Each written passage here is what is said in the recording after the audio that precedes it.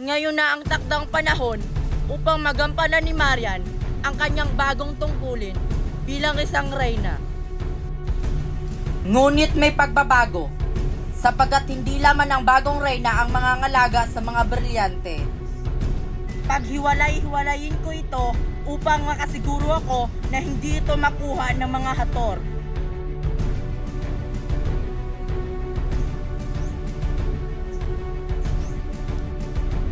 AJ, pumunta ka dito.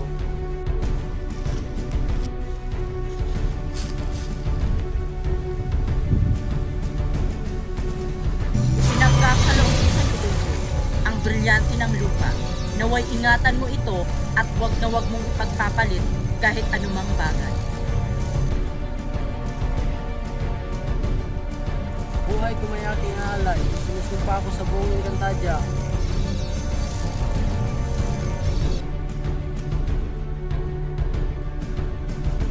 Rosita, pumunta ka dito.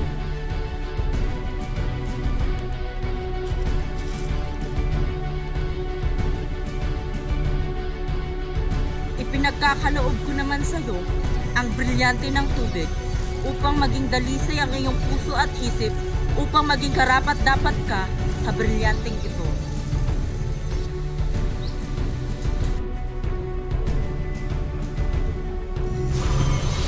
Gamit ang brilyanteng ito, sisikapin kong panatilihin ang kapayapaan ng buong Encantadia. Marian, pumunta ka dito.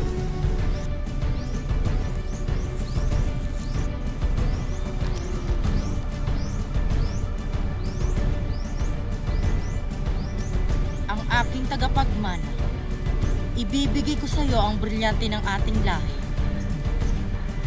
Ang brilyante ng hangin. Naway ipagpatuloy mo ang iyong pagiging mapagkalinga, mapagpalaya, at pagiging makatwiran. Hindi ko sisirain ang alaala ng aking ama. Kaya manalig kayo sa akin. Uunahin ko ang kapakanan ng Encantadia bago ang aking sarili. Joshua, aking pangalan.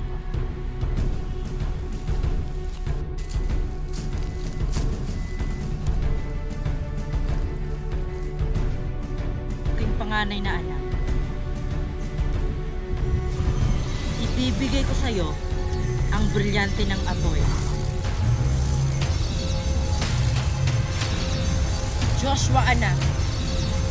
Ibibigay ko lamang sa iyo ang brilyante ng apoy kapag ikaw ay nagbago at maging mapagkumbaba upang maging karapat-dapat ka sa brilyante ito. Anong ibig sabihin nito, ina? Karapat-dapat ako sa brilyanteng iyan sapagkat ako ang iyong panganay na anak. Anak, makinig ka na lamang sa akin. Ginagawa ko lang naman ito para sa ikabubuti mo at ikabubuti ng buong Encantadia. Kabuti? O sadyang pinagkakaisahan niyo lang ako? Ngayon, ina, hinahamon kita. Joshua, tumigil ka na! Hindi mo na ginagalang ang ating ina! Hayaan niyo siya, anak. Kapag nanalo ako, ibibigay mo sa akin ang brilyante ng apoy. Kapag nanalo ka naman, hihintayin ko ang takdang panahon na sinasabi mo. Itigil mo na to, Joshua! Nilalamon ka na ng iyong kasakiman! Sige, tinatanggap ko ang iyong hamon. Ipapakita ko sa iyo, ina, na karapat-dapat ako sa brilyanteng iyan.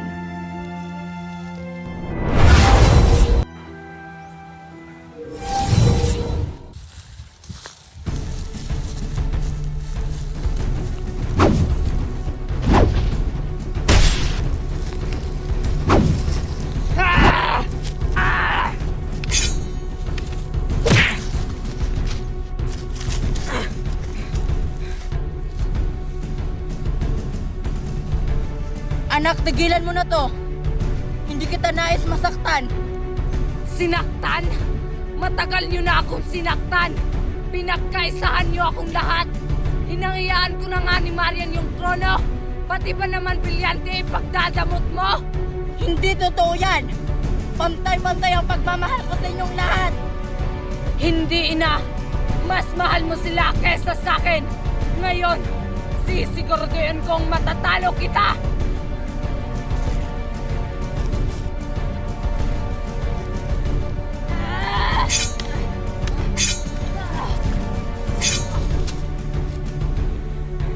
Ngayon, ibigay mo na sa akin ang brilyante.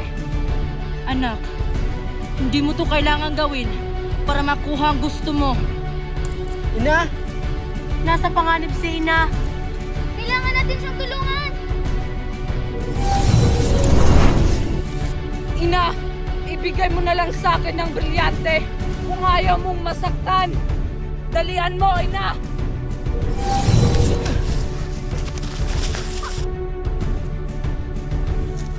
Sige, subukan mong gumalaw.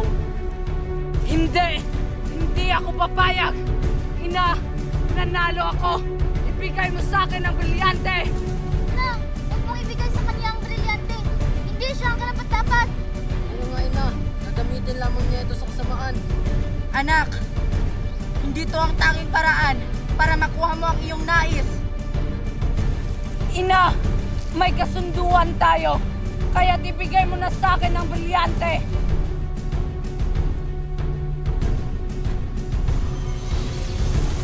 O ito, tanggapin mo. Ngunit ina, hindi siya ang karapat-dapat. Hindi anak, ang kasunduan ay kasunduan. Natalo niya ako sa aming laban. Kaya nararapat lamang na makuha niya ang kanyang nais. Mabuti naman at alam mo. Kaya ibigay mo na sa akin ang brilyante. Ina, hindi ako papayag. Tumakas na kayo.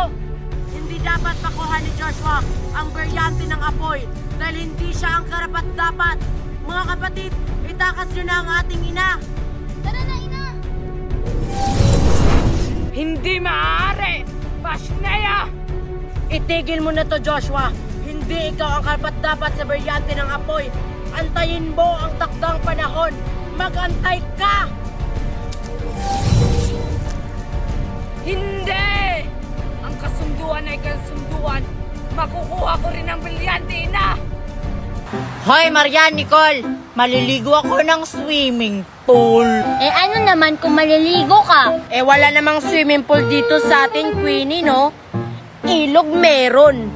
Meron kaya? Meron kaming swimming pool sa likod ng bahay namin. Bagong gawa ni Daddy. Ha? Swimming pool ba yung nasa likod ng bahay nyo? Eh hindi naman yon swimming pool. Fish pan yun, Queenie. Mga isda ang naliligo doon. Hindi yun fish pan, no? Swimming pool talaga yun. E di kung ayaw mong maniwala sa amin, Queenie, maliligo na lang kami ng ilog. Mas maganda pa kaysa sa swimming pool mo. Eh di maligo na lang kayo sa ilog nyo. Ayun yung ilog nyo, ang lapit-lapit na. Tingnan ko lang kung sinong mangingitim sa inyong dalawa. Masasandak na lang kami kapag maliligo kami ng ilog. Hindi kami mangingitim, no? Oo nga, sumama ka na lang sa amin, Queenie. Ang pangit maligo ng swimming pool, no? Ayaw ko maligo sa ilog, no? Baka mangingitim ako. Pagagalitan ako ng mami ko. Doon na lang ako sa swimming pool namin. Hindi pa siya nakakaitim. E di kung ayaw mong sumama sa amin, e di wag, hindi ka naman namin pinipilit, no? Oo nga, maligo ka na lang sa swimming pool mo. May paiinggit-inggit ka pa. Eh di fine, maliligo na ako. Makauwi na nga. Marian, para maganda maligo dun. Saan? Sa ano? Sa swimming pool nila, Queenie. Hindi pa kasi ako nakakaligo ng swimming pool kahit kailan. Ako rin kaya, hindi pa ako nakakaligo ng swimming pool. Kaso, nahihiya ako ni Queenie. Nagagalit na yun sa atin. Ikaw kasi, bakit mo pinatulan? Ayan tuloy, hindi na tayo makakaligo ng swimming pool. Ikaw kaya yung nauna. Sumabay lang naman ako sa'yo. Paano na yan? Umalis na si Queenie, hindi na tayo makakaligo ng swimming pool. Oo nga, baka babalik yun. Gusto ko nang maligo ng swimming pool. Hala, gusto palang maligo ni Marian at Nicole sa swimming pool namin. Kaso paano yan? Wala naman kaming swimming pool. Nagbibiro lang naman ako sa kanila kasi pinapainggit ko sila. Marian, maligo na lang tayo ng ilog. Ayaw ko. Sa swimming pool ako gusto. Gusto pala ni Nicole at ni Marian maligo sa swimming pool namin. Kaso wala kaming swimming pool. Fishpan lang yon. Ha? Ano? Finang pala tayo ni Queenie? Umaasa. Kakainin ko na ba tong mais na to? Kakainin ko na to. Baka masarap to.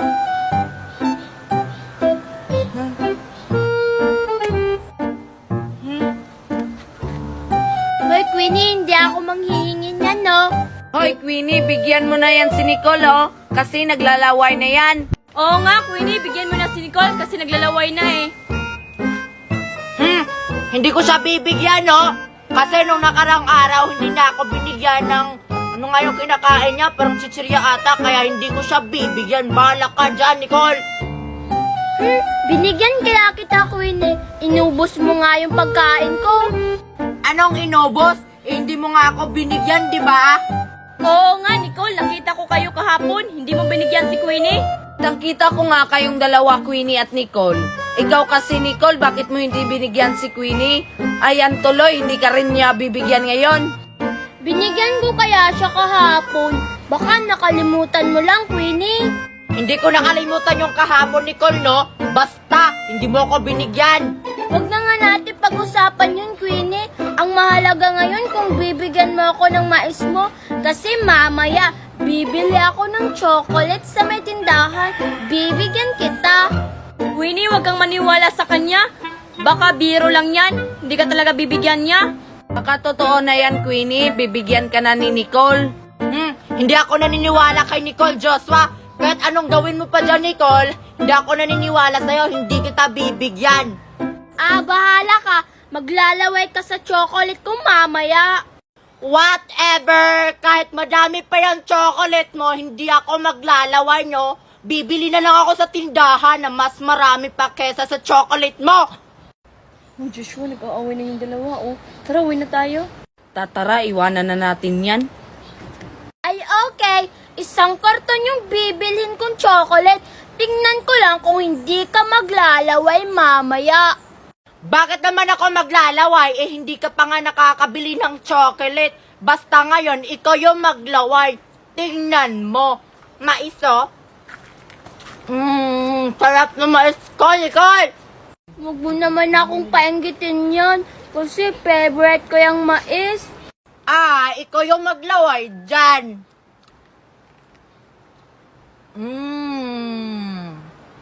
Winnie, sige na. Bahala ka dyan, maglaway ka. Uwi na nga ako, kasi naglalaway ka na dyan. Di kung ayaw mo akong bigyan, ikaw naman yung maglalaway mamaya. I'm a Barbie girl in a Barbie world. Like in plastic, it's fantastic. Uy, ano yung mga bag nyo? Ang lalaki naman. Anong mga laman? Di namin ipapakita yung mga laman ng bag namin.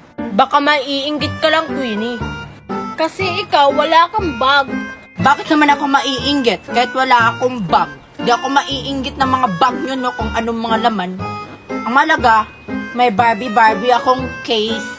Ganda. Guys, i-reveal natin kung anong mga laman ng bag natin.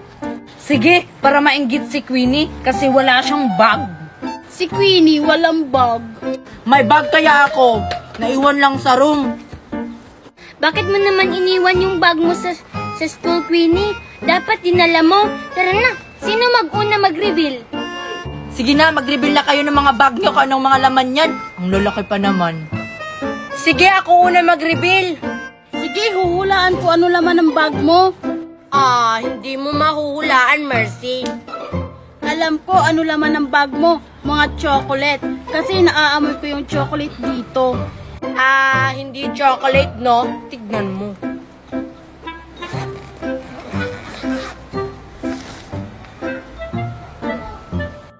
Microphone, akala ko chocolate, Mercy. Sige, ikaw naman, Joshua, mag-reveal kung anong laman yan. Gusto nyo makita? Sige, ito na. Yan lang ba? Meron pa.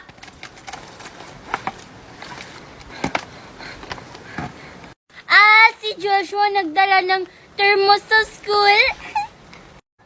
Nagdadala ng thermos dito sa school si Joshua. Sige, Mercy, ikaw naman, reveal mo na anong laman yan. Ito sa akin, oh. Bakit nagdala ka ng pang-ano ng basura? Kasi maglilinis ako sa school. Sino pang hindi nakapag-reveal sa inyo ng bag kung anong laman?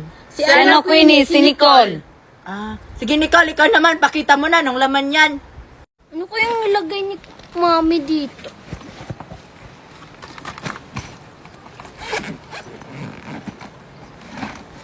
Helmet?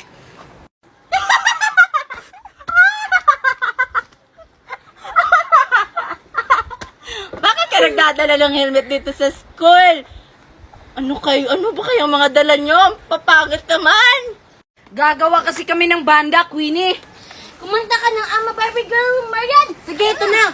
I'm a Barbie girl in the Barbie world. Life in plastic is fantastic. You can brush my hair and dress me everywhere. Imagination, life is your creation. Parang mga sira. Babalik na nga ako sa room. Sinong nag-iwan nito dito? Sayang to, hindi kinain. Kakainin ko na lang to dun. Asa na yung buko dito, Joshua? Iniwan ko lang yun dito eh. Bakit nawala? Baka kinuha. Bakit ba kasi tayo umalis? Hanapin na lang natin. Huwag na lang tayong magsisihan. Tara, baka nandyan lang yun sa tabi-tabi. Bakit ang dumi na naman ang beach namin? Sino na bang nagkalat dito? Teka, sino man yung batang yun? Ang sexy naman. Uy, bata! Ano na naman ginagawa mo dito sa beach namin? Malamang, maliligo. Hindi nag-iisip. Ang sungit mo naman! Isusumbong kita sa mami ko na ikaw nagkalat dito sa beach. Di masumbong ka. Sino ba yun? Nakita mo na, Joshua? Hindi pa nga eh. Marian, sinong sexy na yun? Asan? Ayun, oh. Tara, magtanong tayo. Baka nakita niya ang buko natin. Tara. Kainin ko na lang to. Bata! Ano yun, Joshua tsaka Marian? Winnie, bakit nasa yung buko namin? Anong sa inyo? Kinuha ko to. Ako mismo kumuha nito. Kinuha daw. Sa amin yan eh. Iniwan lang namin yan dun banda sa beach. Oo nga. Kaya ibigay mo na sa amin yan, Queenie. Sige, ibibigay ko na to sa inyong dalawa. Hindi naman to masarap. Kunin nyo doon. Hala, Joshua. Ang lalim dun. Hindi ako marunong lumangoy. Ako rin. Isusumbong ka namin sa mami namin, Queenie.